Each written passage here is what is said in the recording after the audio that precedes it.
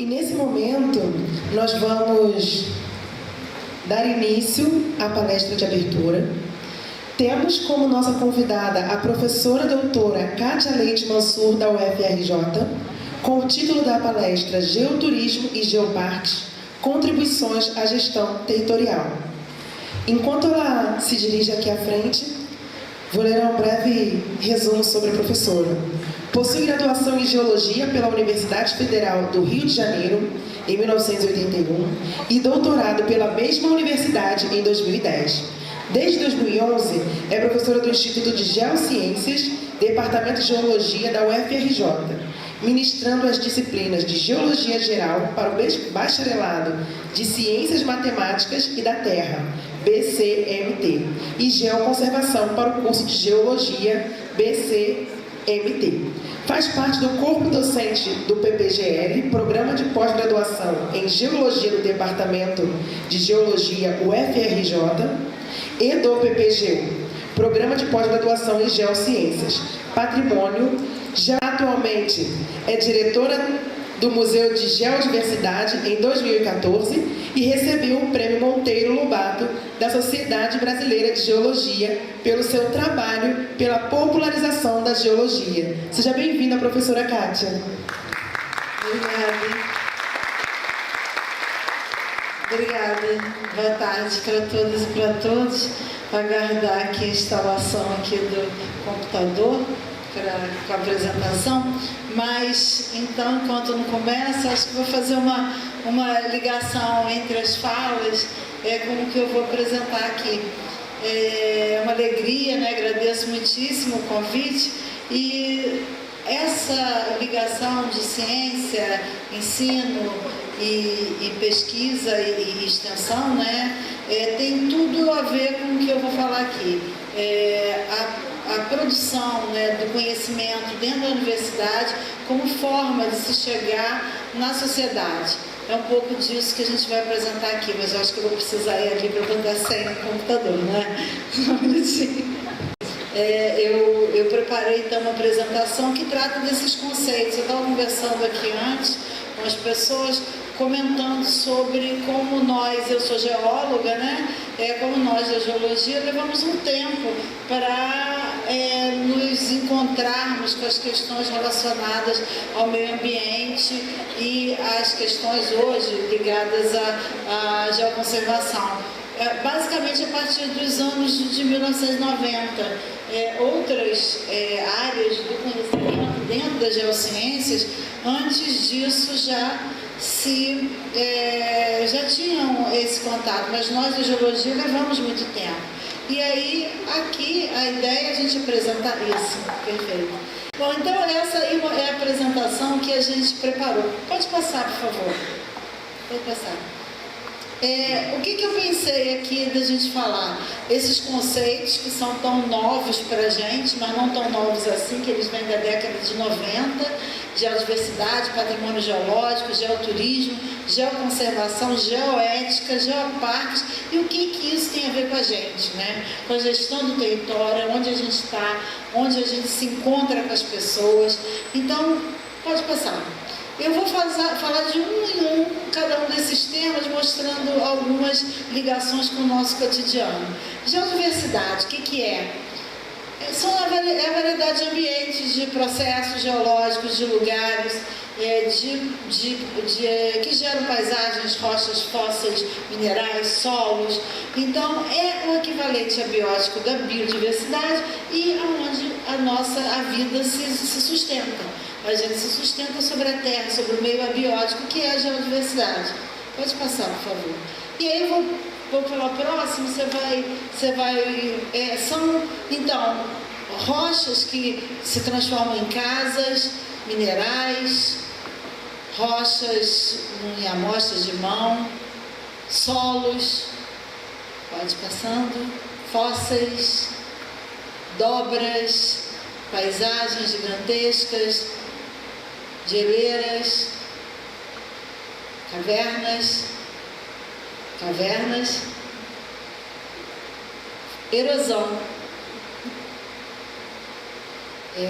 estratigrafia para ambientes, geomorfologia, paisagens grandiosas como a dos Andes, geysers, vulcões extintos ou não, moldes de pessoas no Vesúvio, da erupção do Vesúvio, a maior cascata, né, do mundo, o Salto Ángel, na Venezuela, quase 1 quilômetro de altura.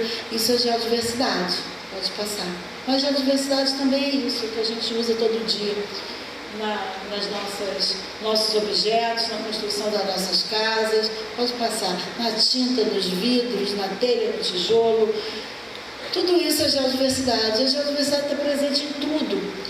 De tal maneira que, por exemplo, isso daí é a representação de um celular e cerca de 70 elementos químicos da nossa tabela periódica estão dentro do nosso aparelho celular, mostrando o quanto, para chegar nesse objeto, a gente necessita de acessar a geodiversidade. E depois desse conceito de geodiversidade, a gente entra no conceito de patrimônio geológico, que são aqueles lugares em que essa geodiversidade, que ela é de grande importância para todos nós, mas algumas têm valores especiais, que não são esses valores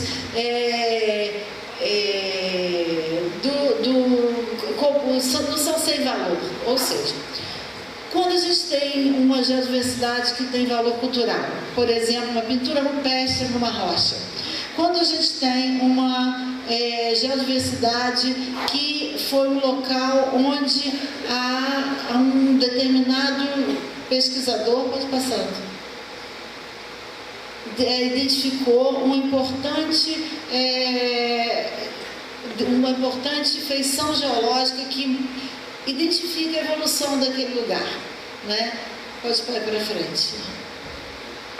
Está aqui. Tá ótimo, obrigada. Aqui. Então, agora acho que vai ficar melhor para mim. O patrimônio geológico como herança geológica, no sentido de herança.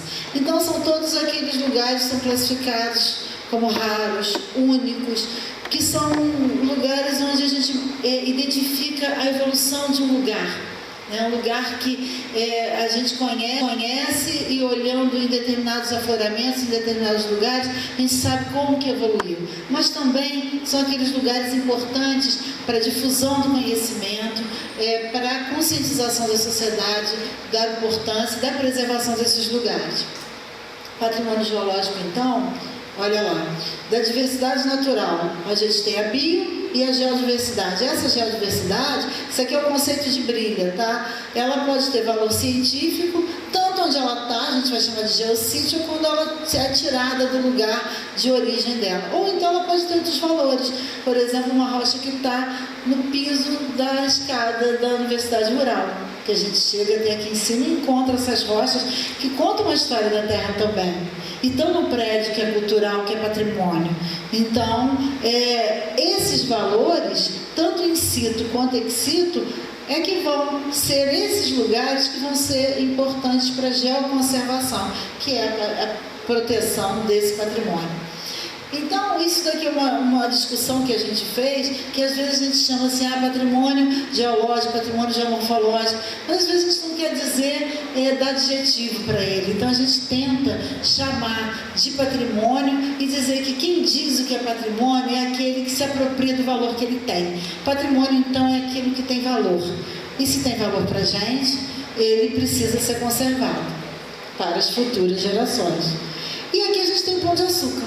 Por que o Pão de Açúcar está aqui? Bom, ele é um patrimônio nosso, todo mundo sabe. Só que ele também tem vários reconhecimentos. E um deles, que foi mais recente, foi de patrimônio mundial por sua importância geomorfológica. Ele recebeu, foi um dos 100 primeiros sítios geológicos da União Internacional das Ciências Geológicas. Então, são sítios do patrimônio mundial.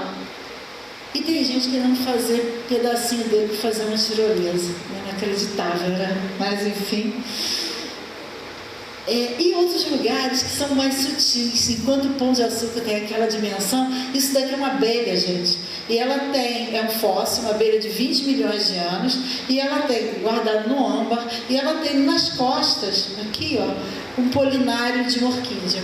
O que isso tem de importante? Acreditava-se que as orquídeas eram mais novas do que 20 milhões de anos. E, na verdade, o encontro de um pequeno ser guardado no âmbar há 20 milhões de anos traz informação sobre a vida. Então, pode ser grandioso, mas também pode ser bem pequenininho e não menos importante. E outros lugares têm outros valores para a gente, né? Aqui é nas Canárias, e são plantações de uva para fazer vinho. E é feita como? São os vulcões, isso é solo vulcânico e rochas vulcânicas, e dentro delas, em cada um desses lugares, tem uma videira. É patrimônio? Sim, é patrimônio de solo, patrimônio de rocha e patrimônio cultural pelo vinho. Então, a gente pode olhar já a diversidade de muitas maneiras, né? E olha isso daqui, também delicadíssimo, de um prédio. Isso aqui é no altar da Igreja da Candelária. É minério de cobre da Rússia, tá? Veio da Rússia e está lá escondidinho, fica escondido porque, em geral, o altar fica na penumbra. Mas quando a gente chega perto, tem malaquita, tem lápis lazuli, tem rodonita. É uma beleza, uma variedade de rochas tão incrível, é tudo tão bonito, e é tudo parte dessa geodiversidade que faz os nossos olhos brilharem, a nossa cabeça achar que a Terra é um lugar excepcional. Em outros lugares, eles são patrimônio, mesmo às vezes aqueles que a gente não quer lembrar, que a gente não quer guardar essa memória, mas é importante guardar. É o caso do Cais do Valongo, que é patrimônio da humanidade. Patrimônio é exceção, é uma frase importante, é herança que nem sempre é desejada. Nesse caso daqui, do patrimônio do Cais do Valongo, que foi um dos lugares que mais recebeu escravizado no Brasil colonial, né? E Brasil Império também. E ele é construído com rochas da colisão com a África, das rochas que se formaram quando a gente se juntou com a África, mas também formado principalmente por uma rocha que chama Gneiss Facoidal, que está no Pão de Açúcar, que está no Corcovado, mas que agora também vai receber o título de rocha patrimônio. Acabou de ser aprovada, então a gente tem rochas que passam a ser patrimônio também, rochas que estão no nosso cotidiano, no dia a dia. A gente vai andar ali, vai passar em frente ao CCBB, no centro da cidade, e é todo de Facoidal. É uma rocha que internacionalmente é reconhecida como uma rocha patrimônio, que a gente um dia chamou da mais carioca das rochas, porque também é assim. E já turismo, né? O que é?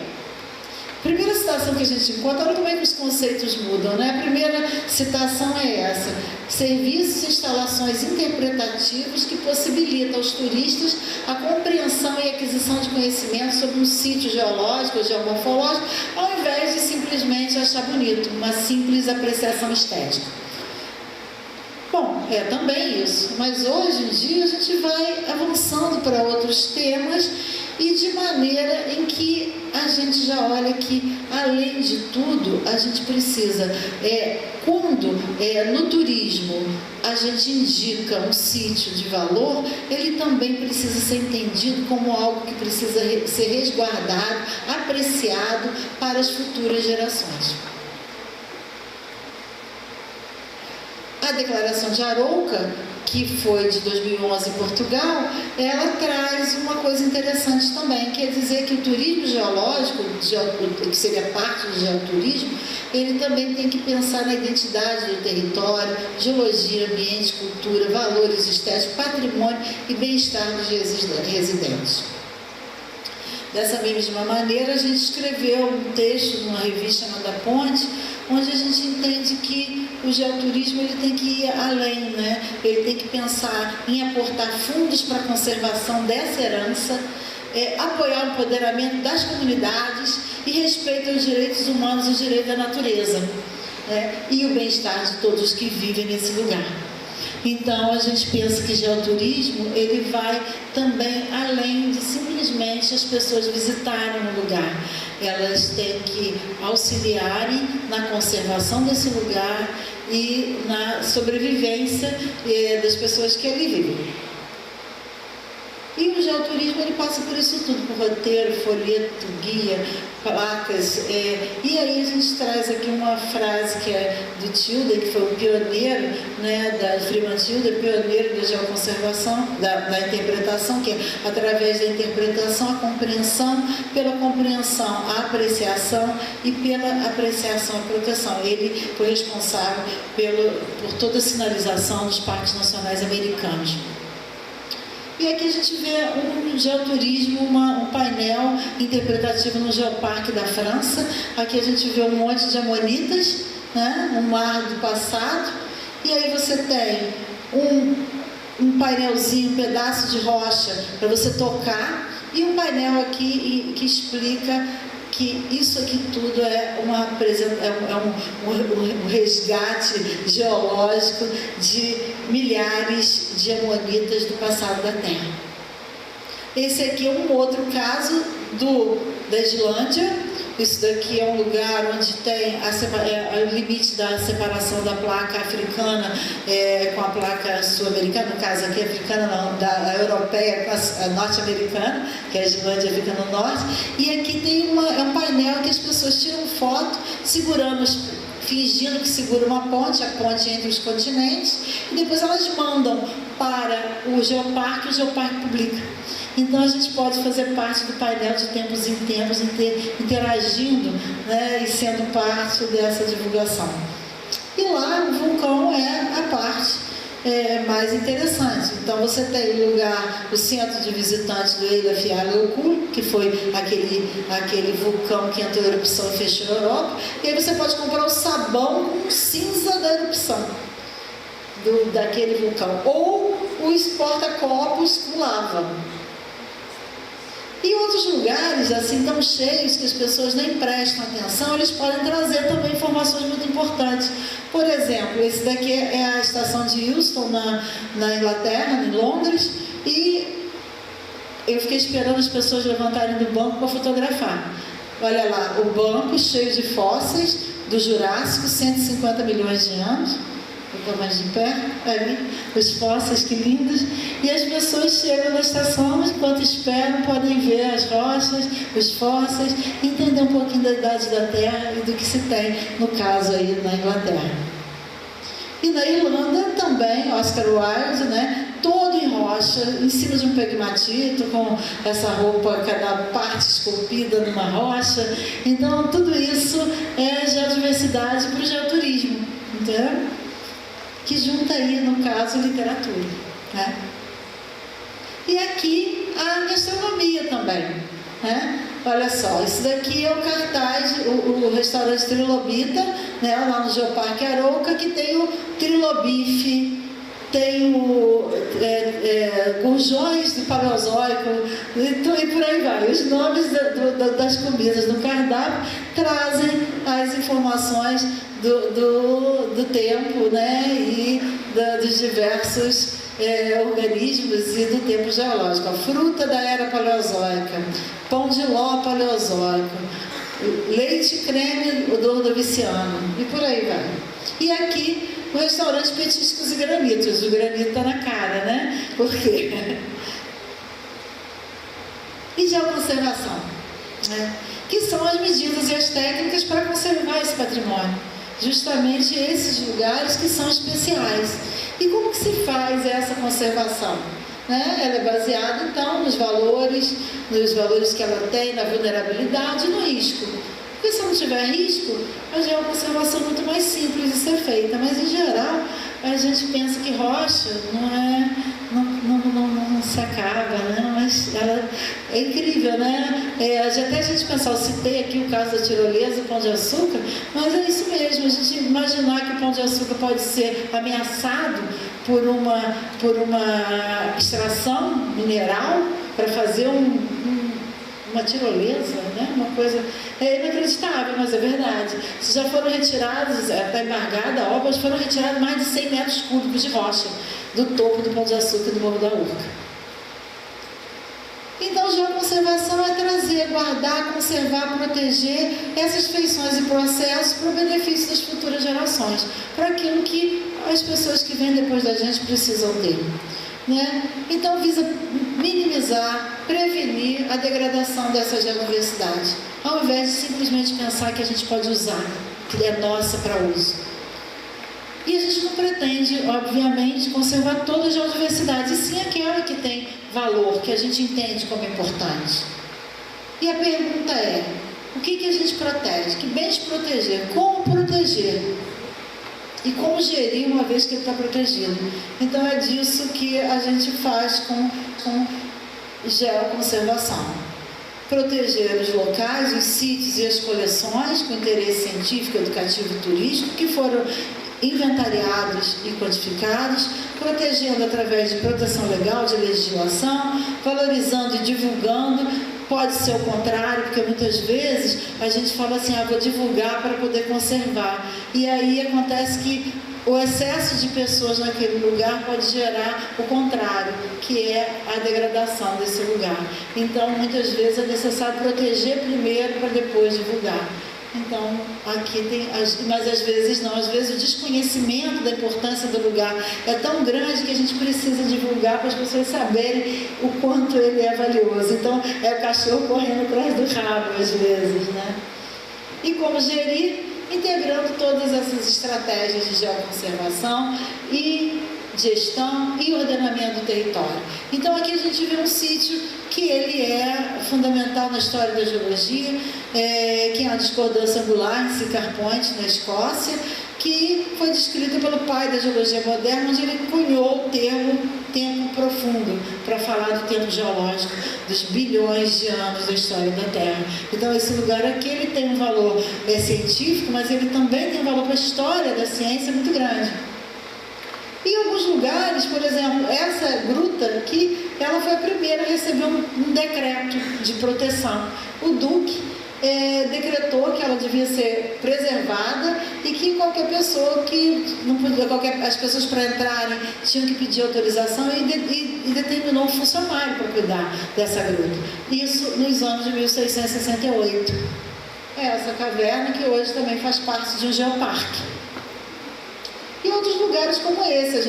Esse aqui é um sítio, né, em Glasgow, na Escócia também, que tem esses troncos em posição de vida, né, que é uma coisa rara de se encontrar, e eles foram encontrados numa pedreira, lá no século XIX. E quando foram encontrados, se identificou que não podia dar continuidade à extração desse lugar. Então, isso que a gente viu aqui, é esse mesmo lugar que hoje está dentro de um galpão e que tem esse balcãozinho aqui para ser visitado. E assim vai, essa rocha conhecida como a Pedra de Hutton, que também fica na Escócia, em Edimburgo, que James Hutton, pai da geologia moderna, pediu para preservar. Aqui as estrias glaciais, enfim. Como é que a gente conserva? Baseado em quê? Baseado, então, na educação, no conhecimento, na divulgação desse conhecimento, através da educação e do geoturismo, na conservação da natureza, no ordenamento do território, mas a base é quem? A base é a ciência. É ela que é nesse conhecimento em que tudo vai se apoiar. Porque a gente não pode dizer que um lugar é importante sem ter o conhecimento do porquê que ela é importante, se ela é rara, se ela é única, se ela é especial, o porquê ela é especial. Esse aqui é um caso de um sítio no Pernambuco, que é um sítio que mostra o limite Cretáceo-Paleógeno, quando houve a extinção dos dinossauros, aquela queda de um grande meteorito que causou um tsunami tão grande que esse tsunami atingiu Pernambuco. E isso daqui, esse lugar, é o lugar onde tem as rochas que comprovam esse tsunami. Tá? Tem a cidade, tem vida de um tipo para cá, aqui no meio tem fragmentos de vidro e tem a famosa camada de irídio, que é uma camada rica em irídio, típica dos meteoritos ferrosos e que indicam dessa queda, a importância desse momento da queda. E aqui ele era uma pedreira, ele é uma pedreira. E da pedreira o Ministério Público decidiu fazer com que a empresa Votorantim fizesse uma seleção de uma área para receber estudantes, pesquisadores nesse lugar. Então, o que era tudo uma pedreira, essa parte hoje não pode ser mais extraída, porque ela é importante para a ciência. Aí são os painéis. Então é isso, a gente faz o inventário, que é o levantamento de tudo, a quantificação, ou seja, o quanto uma área tem a mais do que outra, são várias técnicas que se usa para fazer rankings, a proteção legal pelas legislações nacionais e internacionais, a conservação, como conservar. Tem um caso incrível de conservação muito bonito na China, que estão conservando um afloramento de centenas de metros de altura, usando resina em seringa para proteger as pegadas de dinossauro que tem nesse afloramento.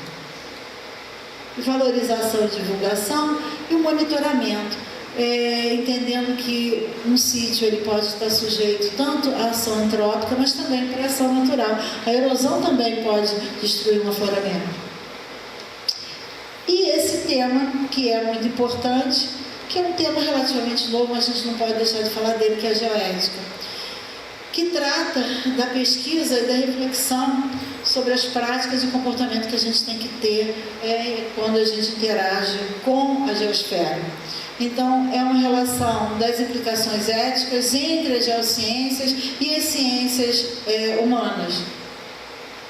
Representa essa oportunidade para que nós, geocientistas, estejamos mais conscientes do nosso papel social e na condução das nossas atividades. E também para influenciar na consciência da sociedade sobre os problemas que a gente tem. No Brasil, ele veio, como esse conceito veio muito forte a partir dos casos de Mariana e Brumadinho. Quando o profissional que estava convivendo com aquela situação, ele ou não deu a resposta, ou não pôde, ou não foi ouvido para dar a resposta. E aí, como que nós precisamos nos posicionar frente a essas coerção dos padrões e do poder econômico? Onde é que a gente fica nessa? Então, a geoética veio para a gente fazer essa discussão, que ela é muito importante. É importante lembrar que o limite, o nosso limite, é o limite também da nossa responsabilidade dentro do planeta em que a gente vive. Então, o nosso papel enquanto profissionais é de responsabilidade. E aí, são uma série de temas onde a geoética precisa ser abordada. O uso responsável dos recursos naturais, redução de riscos, gestão das áreas costeiras, mares, poluição, mudanças globais, incluindo climáticas, proteção de ambientes naturais, integridade da pesquisa, código de conduta, comunicação e educação, geodiversidade, patrimônio, geoparque, geoturismo, geologia forense e geologia médica. Então, tem muitas áreas em que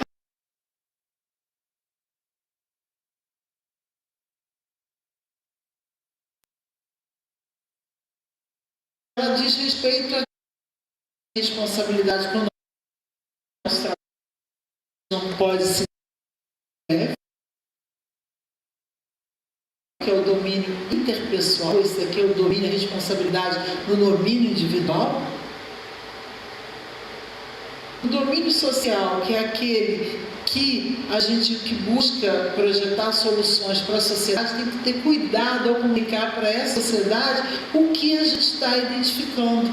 Muito cuidado. Às vezes a gente ouve coisas absurdas, né? Mas aí a gente está falando de, por exemplo, hoje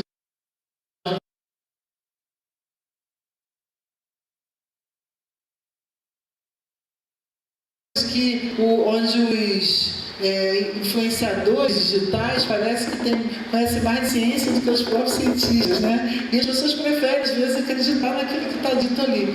Então, o nosso papel no domínio social é muito importante, inclusive, nesse cuidado ao comunicar, né? Essa delicadeza ao falar com as pessoas. E também a questão do domínio ambiental, porque a gestão do meio natural é uma responsabilidade que a gente tem. E eu acho que uma coisa que a gente precisa ter muito clara é que colocar a geoética na nossa vida contemporânea é pensar que a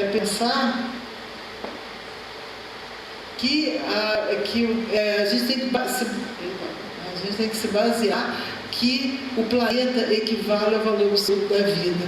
A gente proteger o nosso planeta, a gente está protegendo a nossa vida, porque a Terra já teve tantas extinções no passado, e essa agora, e se houver outras extinções, vão ser as nossas, ou se haverá, não é que não vai haver, haverá um tempo que a gente não sabe.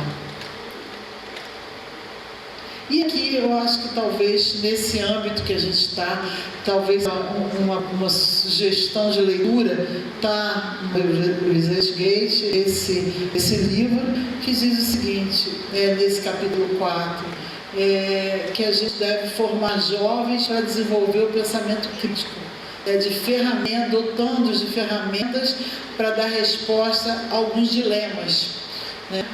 Quando me deparo com um problema profissional, em que elementos posso basear essa decisão? O que é certo fazer e por quê? Como? Essa é uma pergunta que a gente precisa fazer sempre. E Geoparques, que é um programa da Unesco, assim como é o programa O Homem e a Biosfera, o programa Patrimônio Mundial, e assim é o do Geoparques, que é o programa mais novo da Unesco, que ele surge em 2004, mas a Unesco torna o projeto dela em 2015. Então, não é um parque, não é uma área protegida, é uma área que adota um plano de desenvolvimento com base na participação da população, que se baseia na educação, no turismo, na conservação dos sítios patrimoniais, em todos os seus diversos nuances, que possui um programa educacional próprio, tem que ter um patrimônio geológico de valor internacional. Deve ser gerido por um órgão que tem existência legal, que deve atender a todos os atores que vivem no local.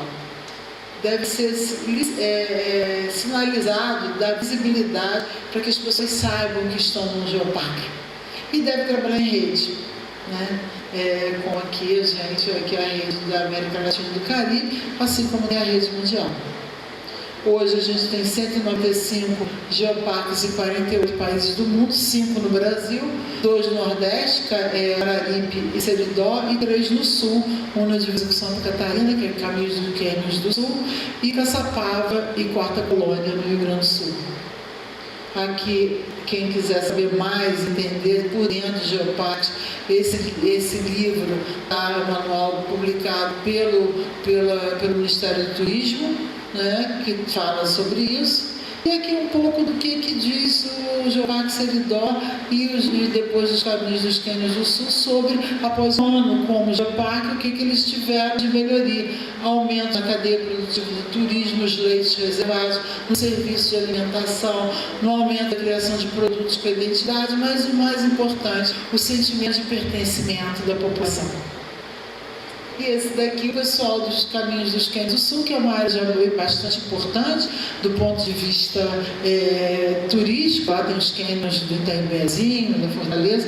No entanto, eles falam quanto, a partir do momento que eles passaram a ser um geoparque Unesco, eles tiveram melhorias de recursos para campanha, contatos internacionais, tudo que eles levaram. Bom, e nós temos um projeto aqui no Estado do Rio também, e é disso que eu vou mostrar para vocês agora rapidamente o nosso projeto aqui no Estado do Rio, em vários lugares que vocês conhecem, tenho certeza. Esse é a nossa marca, África, o Brasil, o ser humano, e aqui uma área do Estado do Rio. E o que tem isso tudo a ver? Várias coisas. Uma delas a gente tem aqui um pedaço da África, no litoral do Estado do Rio. Um fragmento africano que, quando houve a separação, não voltou com o resto da África. E esse fragmento africano é um patrimônio internacional que a gente tem aqui, que vai mais ou menos de Maricá, até Caé e Arraial do Cabo, Triângulo. E também temos 21 dos 42 quilombos que existem no território do estado do Rio de Janeiro, os quilombos já cadastrados pela Fundação Palmares. Então, a nossa relação com a África vai além do aspecto geológico, vai também não só da ancestralidade geológica, mas também das pessoas que vivem. Então, aqui são 16 municípios. Vou passar rapidinho, isso aqui é a parte dos diversos parceiros, né? E aqui o território que vai então desde Maricá até São Francisco de Itabapoana, na divisa com o Espírito Santo, com 1.600.000 habitantes, sendo Campos dos Goitacazes, com quase 500.000 habitantes, o município maior. Mas aí aqui vocês vão ver que tem desde Araruama, Búzios, Cabo Frio, Cabebus, e todos esses têm lugares excepcionais. E a gente encaminhou nossa carta para a Unesco, aqui, ó, dizendo que a gente quer ser um geoparque mundial. E aí são as cartas, vamos ver se a gente consegue essa chancela. Então vamos lá, Maricá, Saquarema, Araruama, Iguaba, São Pedro da Aldeia, Arraial do Cabo, Cabo Frio, Búzios, Casimiro de Abreu, Rio das Ostras, Macaé, Carapebus, Quissamã, Campos dos Goitacazes, São João da Barra, São Francisco da Itabapoana. Cada lugar mais lindo do que o outro e cada um com uma história geológica mais maravilhosa do que o outro. Tanta gente, eu parei aqui, tanta gente vai ao Nordeste para ir nas falésias. Olha a falésia aqui tão pertinho, gente. Não é? Vai dando pipa, né? Vai no Rio Norte, vai na Bahia. E as falésias maravilhosas aqui também. Aliás, é a mesma unidade geológica, que é a Formação Barreiras. Desde o Amapá até o estado do Rio, vem até aqui Maricá. E no momento em que o nível do mar era muito baixo, todos são sedimentos continentais do Neógeno. Olha que bacana. E o que a gente tem? As rochas africanas, aqui a Gruta da Sacristia, Maricá. A Urugendebusa, as rochas sedimentares que se fecharam, o fundo de mar que se fechou quando da colisão. A quebra desse supercontinente Gondwana, aqui estão os diques, né? As rochas vulcânicas. Uma rocha antrópica, sim, uma rocha que se formou quando se construiu o canal Campos Macaé. Uma coisa rara e em arenitos, é um arenito. Olha a areia de praia, coisa mais linda. Os abundantes minerais é uma raridade mundial. Esse é um mineral que existe em Rio das Ostras, que é um pseudomorfo de pseudobauxita, que é raríssimo, a única ocorrência no mundo. No visitante espacial, esse aí é o meteorito Casimiro de Abreu. As praias do continente, a praia da ilha, a Ilha do Farol, a Serra, Peito de Pombo no Sana, as cachoeiras, a Restinga, Parque Nacional da Restinga de Jurubati, as dunas do Peró, o manguezal de pedra em Búzios, manguezal sem lama, em cima de brecha tectônica e com nascente na beira em vez de rio. A mata de tabuleiro em São Francisco de Itabapoana, a vegetação de semiárido, a floresta ombrófila, na água, na árvore, com conformicível litorais ameaçados de extinção. O ratinho Goitacá, descoberto em 2011, um mamífero que ninguém conhecia em 2011, encontrado na Restinga de Jurubati. O leouro do Tsai, uma lagartinha branca da praia que não gosta de gente, e por isso ela está entrando em extinção, porque as praias são todas ocupadas, não gosta de movimento, gosta de tranquilidade. A trilha dos Cardeiros, em São da Aldeia, tem esse nome por causa desses cactos maravilhosos. Os beach walks ou praianitos Darwin, em Maricá. Arenitos de praia em Carapebus, uma rocha muito diferente, 40 mil anos, mas estranha, porque ela é cheia de óleo e a gente ainda não entendeu por que ela tem esse óleo todo, estamos estudando. Os sambaquis, sambaqui da Beirada, em Saquarema, sambaqui da Tarioba, em Rio das Ostras. Os pescadores, das marisqueiras quilombolas, a aldeia indígena em Maricá, capitanias hereditárias, os naturalistas que por lá passaram, Príncipe Maximiliano, Saint-Hilaire, Darwin, Charles Frederick Hart, das estradas de trem, algumas muitas ressignificadas, da casa de Alberto Lamego, hoje em ruínas, uma lástima, a casa de Gabriel Joaquim dos Santos, considerado o Gaudí de São Pedro, a Casa da Flor. As casas que contam a história dos pescadores com as pinturas e que também dos povos originários aqui em São Francisco da Tabapuã. Lugares do açúcar, do sal, dos tapetes de sal, o bressal, das abaiomi, da machadinha, a maravilhosa tapeçaria despraiada Maricá, dos caminhos de barro das mulheres campistas, da culinária quilombola, das frutas da restinga, da fruticultura, das tradicionais casas de farinhas, as bolandeiras, sobre as ondas aqui, ó, tem um surfista e aqui, ó, é a área de Maricá que querem fazer um porto. Nesse lugar tem um porto que quer fazer sobre os beach rocks de Darwin. É uma luta de muitos anos que a gente trava pela geoconservação do lugar, que é do lado daquela gruta da Cristina também que eu mostrei para vocês. Tudo isso se perde com um porto que ninguém sabe para que ele serve, a quem ele vai servir. Embaixo das ondas, na construção do delta do Rio Paraíba do Sul, das bioconstruções que são os estromatórios, né, da Lagoa Vermelha, da Lagoa Salgada, que são bioconstruções importantíssimas para a história da humanidade. A gente do mundo inteiro vem estudar essas rochas aqui, pelo que elas significam, não só do ponto de vista da origem à vida, da origem da atmosfera da Terra, mas também como análogos das rochas reservatórios de sal. Elas têm valor, então, científico, econômico. Então, lá, e com esses nomes engraçados, diferentes, né, estromatórios, muitos sequer sabem o quão valiosos são. Até as construções históricas aqui, a Fazenda Campos Novos, que vai passar por uma reforma, um restauro agora, se não der certo.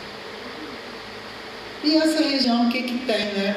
Aqui eu acho que é interessante, essas imagens são interessantes, que esses barcos, não sei se dá para vocês verem, todos eles têm um biquinho aqui, isso é um gancho. Isso aqui é Farol de São Tomé, em Campos do Goitacazes. Esses barcos, eles são arrastados para o mar com trator. O mar aqui é tão forte que eles não conseguem entrar e sair sozinhos. Então isso aqui é inventividade, coragem, né, do povo pescador. E aqui, olha só, se a gente olha, aqui do rio até lá, a gente vê um rastro, né? Quem vive aqui, essa gente que vive aqui, né? O IDH, a gente vê que alguns lugares, são esses que estão todos em vermelho, né? Alguns deles, só que aqui é 2010, porque depois disso não foi feito outra coleta de dados. Mas olha que mesmo naquela época ainda não alcançava o IDH maior que o do Brasil, com todo o recurso que tem, inclusive, na questão do turismo. Populações tradicionais, pescadores. São Francisco da Tabapuã, ele tem 10% da população de pescadores tradicionais. É muita gente que vive do mar. Quilombolas, então aí, comunidade remanescente de quilombo, certificado pelo Fundação Palmares. A gente vê Campos, Cabo Frio tem 6 quilômetros, Búzios tem 2, com um território muito pequeno. E aí eu falo de Búzios porque é um dos 5 destinos com mais visitado por estrangeiro para lazer no Brasil. Em 2017, está em 5º lugar. Foz do Iguaçu e Búzios em 3º e 4º lugar nessa pesquisa de 2019. Qual é a motivação dessas pessoas para virem? Cultura, praia, monumentos, paisagens e gastronomia. Gastam mais e preferem cidades menores, enquanto que os brasileiros preferem cidades grandes. Agora, olha só, voltei a Búzios de novo para mostrar isso aqui. Com tudo isso, renda, tá? IBGE, tá? maior proporção, mais de 1 a 2 salários mínimos, entre 1 e 2 salários mínimos, é a grande maioria da população que vive naquele lugar, que é tido como um dos principais destinos turísticos do Brasil. Então, olha, para quem que está servindo isso? A quem que está servindo essa grande visitação de estrangeiros? É incrível isso, a gente olhar isso, a quem serve? Essa é uma pergunta que a gente precisa fazer. E os royalties de petróleo? Aqui é o royalties per capita, né? Aqui é Maricá. Maricá é o principal, esse é de 2021, mas Maricá ainda é o município brasileiro mais arrecada de royalties. E saneamento básico, olha aí. Todas as cidades costeiras, todas elas que vivem do turismo, que precisam do mar, cheio de pescador, marisqueira, e olha como é a situação. Alguns 0% de tratamento de esgoto, pouquíssimo. Quando a gente vê água, a gente vê até uma condição razoável, com algumas exceções, né? No Cabo Frio aqui. Olha a coleta de esgoto. Do que coleta, 100% é tratado, mas não coleta tudo. E aí? E aí querem fazer a transposição do esgoto, tirar de lugar e jogar para o Rio Una. O Rio Una vai bater lá na costa de Búzios, entre Cabo Frio e Búzios. Então, as soluções são incríveis. E aí nós, da Geociência, precisamos posicionar sempre para tentar reverter essa lógica de que as coisas precisam ser feitas da maneira mais fácil. Ou não pensar que uma coisa está encarada na outra. Né? Os conflitos são muitos. A ocupação urbana aqui, ó, esse aqui é um trabalho que mostra a ocupação, por exemplo, de corpos d'água. Em 76, a gente tinha nessa área daqui 50% do corpo d'água da água de Araruama. Olha só, tem 8% nesse intervalo de tempo. A vegetação diminuiu, a terra nua, que não tinha, passa a 4%, a área construída vai a 20%. E por aí vai. Se a gente olhar hoje, esses números são muito maiores. Né? E o overturismo, o excesso do turismo também tem lugares que não querem turistas, por exemplo, Veneza, Barcelona, brigam hoje porque não querem tanta gente, porque mexe com a qualidade de vida, com o trânsito, com o valor, custo do aluguel e tudo mais. Mas a gente entende que é necessário que os lugares sejam protegidos. Isso daqui é a praia das Conchas durante um verão. Isso daqui é quando se iniciou, em 2012, a construção de um grande empreendimento em cima das dunas do Peró.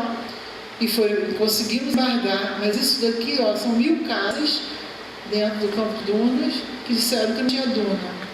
Isso daqui eram as máquinas trabalhando. Aqui das dunas do Peró, as dunas que não existem são essas. Aqui dos beachwalks de Darwin, que eu comentei com vocês. Está aqui o projeto. Aqui a Gruta da Sacristia fica aqui, ó. Ela vai ficar de frente para, se fizerem o ponto, ela fica aqui. E os beachwalks ficam aqui. Ficam perto, que é a Gruta da Sacristia. E esse daqui é as ondas daquele lugar. Um lugar ótimo para fazer um porto, né? Fragilidade natural, uma ressaca Cabo Frio. Aqui, ó, isso que vocês estão vendo aqui, ó, é o sambaqui da Boa Vista. E olha que essa ressaca, ela destruiu parte desse sítio arqueológico. Então, tem sítios que se destroem por causas naturais. Mas essas causas naturais, às vezes, a gente sabe que hoje em dia talvez não sejam tão naturais assim, né? Considerando as mudanças climáticas que estão ocorrendo. Aqui em Búzios, esse ano, uma praia da Tartaruga.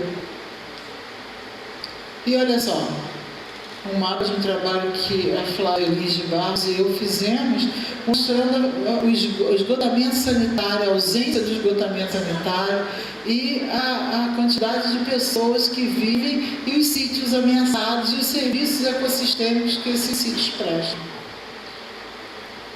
A gente identificou que existia uma vulnerabilidade à erosão e inundação, necessidade de estabelecer um planejamento frente aos cenários de subida no nível do mar, que a pressão urbana sobre ecossistemas estava muito grande, fragilidade econômica de alguns municípios em função da dependência do turismo ou do petróleo, fragilidade das populações residentes frente ao modelo de desenvolvimento que não contempla as necessidades dessas populações, a poluição seríssima e os conflitos entre empreendimentos portuários e turismo e a conservação da geo e da biodiversidade.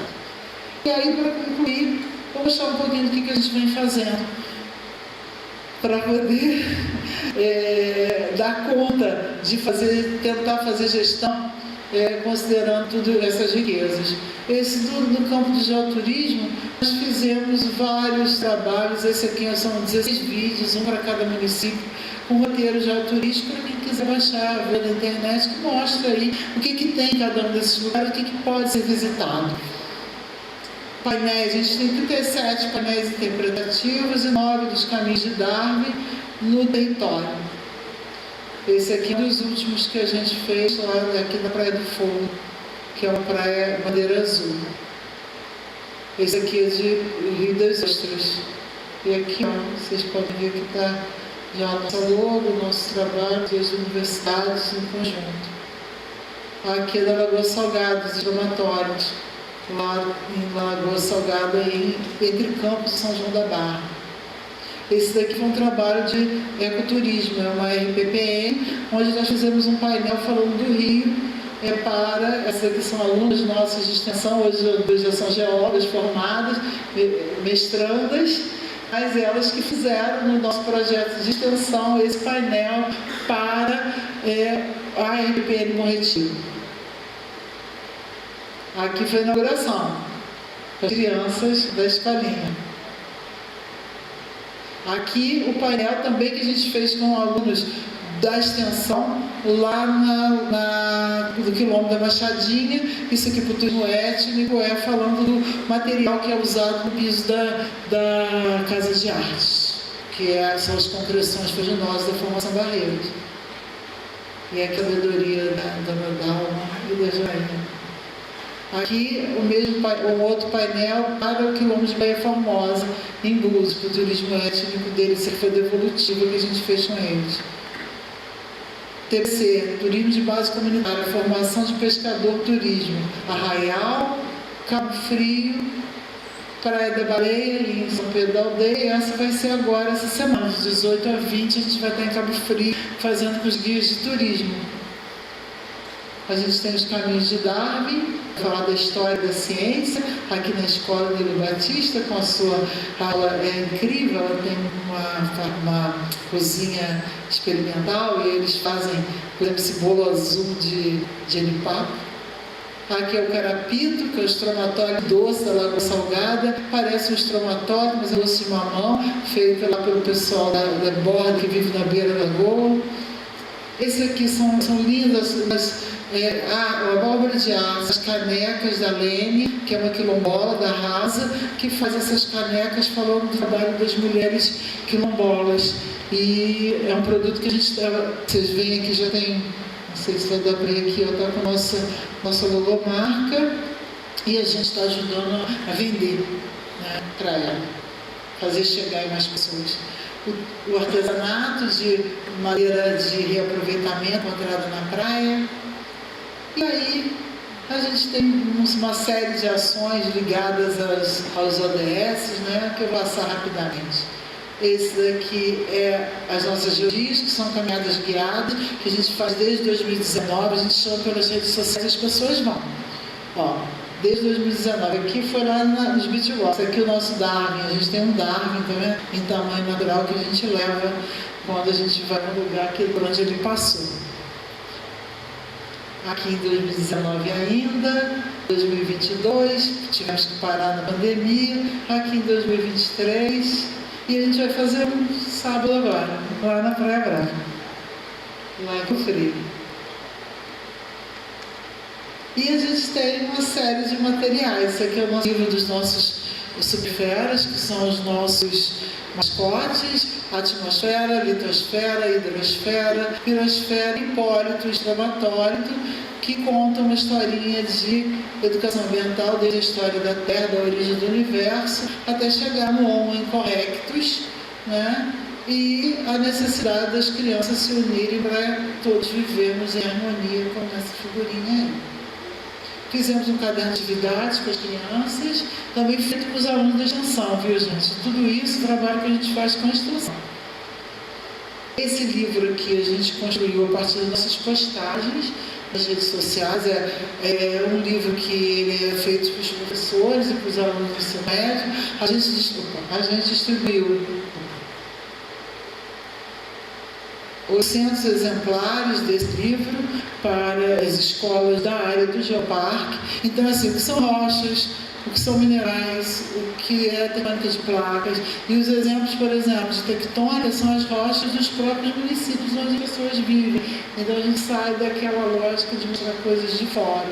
E isso está tudo na internet para baixar. E a gente tem feito, não só fizemos a distribuição para as escolas, para as secretarias de educação, como fizemos também fazemos também com os professores uma formação no sentido de como usar o livro no município, com a geologia do município. Tá? Esses são os superferas em bonequinho de feltro, os botões, as canecas. Aqui é um afloramento que é chamado África Geológica, que fica colado lá na Escola Municipal Lídia Sherman. As crianças visitam o afloramento, entendem, falam assim: nós temos um pedaço da África aqui, tio. E são da escola quilombola, e usaram com os professores de arte, fizeram os bonequinhos para usar como chaveiro nas mochilas. E aqui eles com os nossos superferas, né, no afloramento. Atividade. Curso para professor, com aula teórica, oficina, campo e projeto pedagógico. Aqui é uma dessas aulas que foi recentemente lá em São Pedro da Aldeia. Aqui, durante a pandemia, a gente criou uma forma de fazer isso, inclusive as oficinas, em meio virtual. Temos uma série de livretos chamados Geossítios, em português e inglês, que a gente distribui, e está online também, está disponível. Fizemos 7 vídeos temáticos, que são bem interessantes, que é assim: o que é falha, o que é dobra, o que é tectônica, e os professores falam durante 2, 3 minutos, coisa bem curtinha, para fazer então é bem interessante, vale a pena dar uma olhadinha.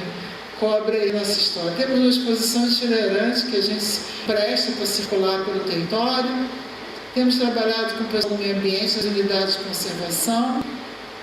Limpeza de praia e plantio de árvores, isso foi agora no Cleanup Day, há coisa de um mês atrás, em Saquarema. E os projetos de ciências, científicos. Esse daqui é um projeto que visa identificar água subterrânea e aplicar energia solar no bombeamento de água para a comunidade quilombola de Baía Formosa, que tinha sido foi expulso há mais de 20 anos da terra, está voltando agora à terra original deles, e eles têm que retomar a agricultura familiar. Então é um projeto para a agricultura familiar e é um projeto de pesquisa científica, mas ele é também baseado nessa necessidade da interação com a população, e é financiado pelo Parque Tecnológico da UFRJ. Aqui foi o dia que a gente apresentou agora, recente, o projeto, depois que saiu o dinheiro, já está na conta, então a gente já começou o projeto. Esse daqui é o projeto de igualdade de gênero, para as meninas de São Francisco da Poana. É lindo esse projeto, que a gente passou ano passado com 15 meninos do ensino fundamental, 12, 13 anos, falando de geociência. Eles fizeram um trabalho lindo, e foi tão legal que a FAPERJ renovou as bolsas. Então são 5 professoras e 15 alunas e 3 bolsistas de C. Então a gente tem essa quantidade são 30 meninas hoje do interior do estado, de lugares que nunca tinham, algumas que embora em um município costeiro, nunca tinham visto o mar no município. Aqui são as meninas, professoras. aqui na feira, que fechou essa primeira fase, foi agora em maio, com as superferas. Olha que lindo, essa aqui foi a maquete, cara. Parece uma fotografia aérea, né? Linda, né? Aqui lá, elas explicando durante a feira. A gente tem um projeto para tratar de variações do nível relativo do mar, também com base nesse levantamento de sítios que são importantes, precisam ser preservados, pensar em adaptação, em resiliência, em tudo que a gente precisa pensar para entender esses fenômenos e se basear nos sabedotes que mostram o passado, os indicadores de variação do nível do mar, e dentro deles a gente tem aí uma parte que pensa nos serviços ecossistêmicos prestados pela geodiversidade, outra que é o inventário dos sítios, reconstituições paleoambientais, simulação de cenário futuro, mapeamento e a parte da divulgação. E a gente tem, com isso, criou um podcast, que é o podcast Terraversa, né? Isso aqui também é feito com alunos, ex-alunos, gente que não larga. Que foram alunos da redação, que hoje já são formados, e trabalham em empresas, mas que no fim de semana trabalham para continuar construindo o projeto, né? Aqui é o projeto de pesquisa do mangue de pedra, a geofísica que a gente fez para a proteção do mangue, onde é a área de recarga, como recarrega, e onde como que as falhas geológicas são importantes para esse ecossistema, como a geodiversidade é importante para a manutenção da biodiversidade. Esse aqui daquele era litantrópico, né? Então a gente viu aí os ODS que a gente trabalha, né, os Objetivos de Desenvolvimento Sustentável, que tem tudo a ver com o aumento do território, com a gestão territorial. Ou seja, voltando àquela nosso pensamento lá do início, né? A gente tem a geoconservação que se baseia na educação e no turismo, mas que precisa pensar na conservação da natureza, ordenar esse território de maneira a conservar o que tem valor, que a gente dá valor, tudo isso baseado em quê? Na ciência. A gente vai fazer o workshop dia 23 agora, daqui a uma semana, o nosso workshop, quarto workshop. Então, quem quiser será muito bem-vindo, quem quiser ir será muito bem-vindo, vai ser em Macaé. E termino com uma frase da Unesco: geoparques devem almejar construir a paz por meio da educação, ciência, cultura e comunicação.